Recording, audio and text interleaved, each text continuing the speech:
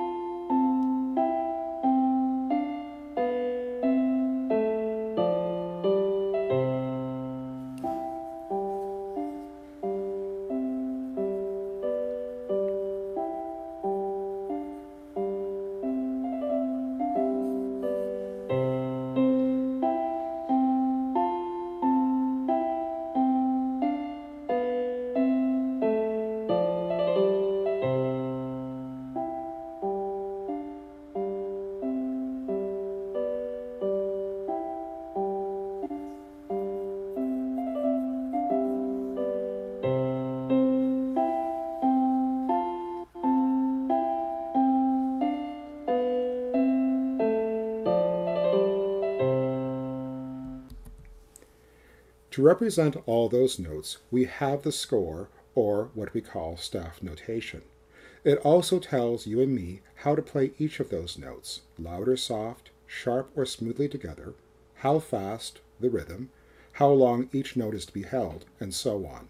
But for now, we will only look at how the notes themselves on the keyboard are found on the score. If you recall from the last lesson, we had a special key near the middle of the keyboard.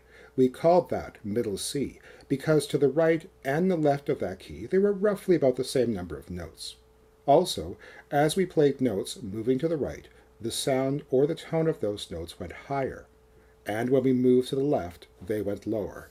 Let's listen to that again.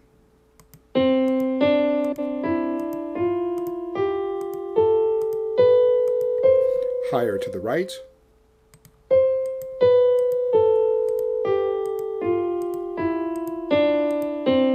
lower to the left.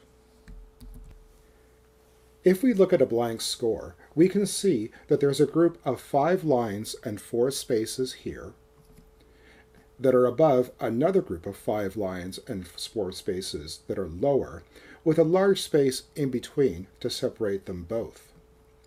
Each set is called a staff, and when we have 2 of them, we call them staves. It's like having a half a pizza, but we could also have 2 halves of a pizza. And each one of those spaces and each one of those lines represents a specific single note.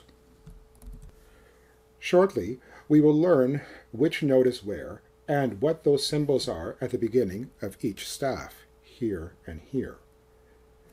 Right now, though, there is one note which we do not see, and it is on an invisible line which separates the higher staff from the lower staff. And just like the note that separates half the notes on the piano that are higher to the right from half the notes that are lower to the left, that invisible line is, you've guessed it, middle C.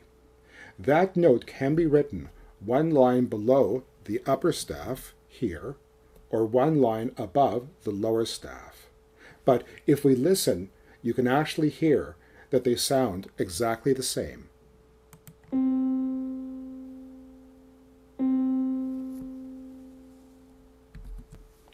So far that seems pretty simple, doesn't it? And have you already figured out something already about which notes might be filling those other lines and spaces? Do you remember that we only had 7 letters to our musical alphabet? A, B, C, D, E, F, and G. And that when we moved to the right and went higher, the letters moved along in the alphabet too. After middle C, we had D, then E, F, and G, and it started all over again with A, B, C, D, and so on. Even the shapes of the keys were the same for the same letter. When we went lower, it was like reciting the alphabet backwards. The letter in the alphabet before C was B, and the letter before B was A. That's right. Well, the higher and the lower on the piano is the same as on the score, and we have sayings to help us remember them too. But for now, let's just listen to how when we move up, it gets higher.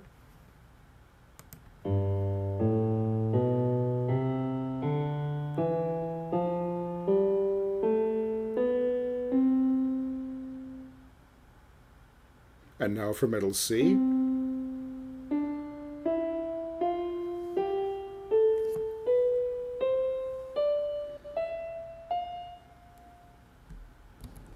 And when we move higher to lower, this is how they sound going in reverse.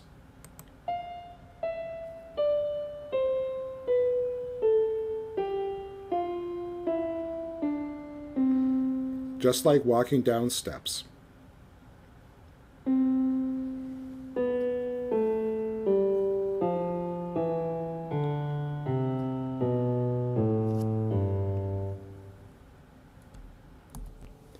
One final message on before we begin to examine which notes are where. When we look at the staff above middle C, we see that it begins with a different symbol than the one which is below.